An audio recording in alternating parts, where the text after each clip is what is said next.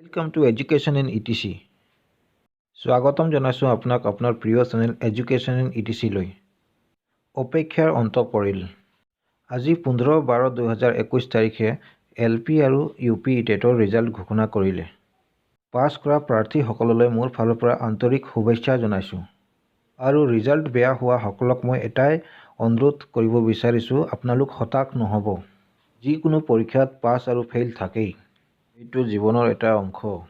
গতিকে আপোনালোকে অন্যান্য পৰীক্ষাৰ কাৰণে প্ৰস্তুতি চলাই থাকক। এদিন নিশ্চয় সফল হ'ব। যিসকল কেণ্ডিডেটে নিজৰ ৰিজাল্টক লৈ মুঠেই সন্তুষ্ট নহয়, তেওঁলোকে ৰিকল কৰিব পাৰে। 200 টকা পে'মেণ্ট কৰি আপোনালোকে আপোনালোকৰ OMR চিট চাব পাৰিব। আজিৰ ৰিজাল্টক লৈ শিক্ষামন্ত্ৰী ডক্টৰ ৰনোজ পেগুৱে কি ক'লে চাওঁ আহক।